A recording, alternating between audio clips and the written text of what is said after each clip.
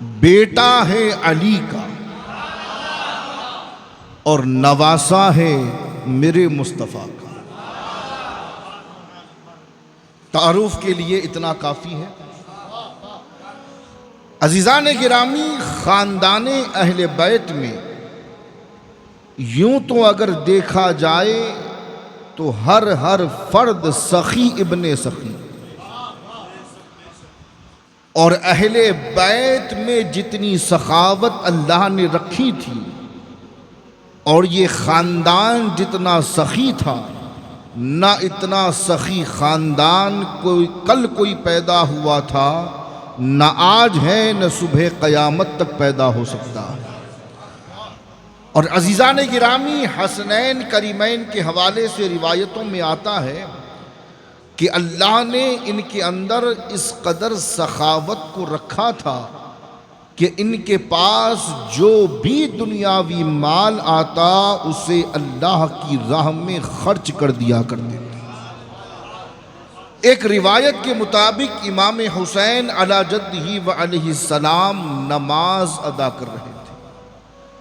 اور نماز ہے افضل العبادات۔ جملے کو اور بہتر کر دوں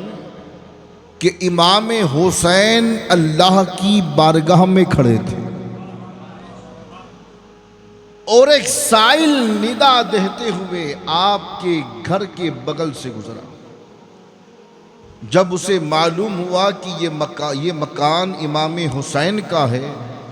تو آپ کے دروازے پر آیا اور دستے سوال دراز کرنے لگا۔ اب امام عالی مقام حالت نماز میں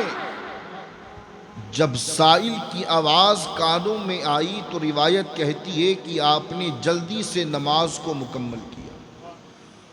اور مکمل کرنے کے بعد اپنے خادم حضرت قمبر سے فرمایا کہ قمبر، ہمارے اخراجات میں سے کچھ بچا بھی ہے یا نہیں؟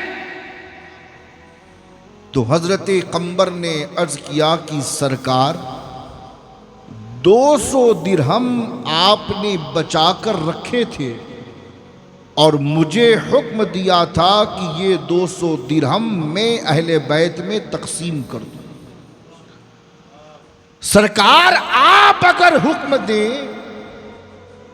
تو میں وہ 200 درہم آپ کی خدمت میں لا کر پیش کر دوں۔ تو امام حسین علیہ السلام نے ارشاد فرمایا کہ قمبر، ہم سے زیادہ ضرورت اس سائل کو، اور روایت کے الفاظ گواہ ہیں کہ آج اگر کوئی دنیا میں خیرات دیتا ہے اور صدقہ دیتا ہے یا کسی کی مدد کرتا ہے تو کہتا ہے دوبارہ نہ آنا یا دوبارہ مجھ سے مت مانگنا، مگر یہ اہل بیت اطہار کا کردار ہے کہ 200 درہم حضرت قمبر سے منگوائے، اور منگوا کر کے جب عطا کیے تو فرمانے لگے کہ اے سائل معاف کرنا، حسین کے پاس 200 درہم ہی تھے، اگر اور بھی کچھ ہوتا تو اللہ کی راہ میں لٹا دے۔ لاؤ ایسا کوئی خاندان، لاؤ ایسا کوئی پیر، ارے جیب میں ہاتھ تو ہر پیر کے جاتا ہے مگر اپنی جیب میں نہیں جاتا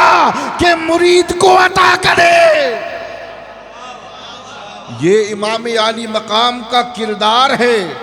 کہ عطا کرتے ہوئے فرما رہے ہیں کہ اگر اس کے علاوہ بھی کچھ ہوتا تو حسین تجھے دے دیتا، مجھے معاف کرنا، یہ 200 ہی درہم میرے پاس تھے جو میں تجھے دے رہا۔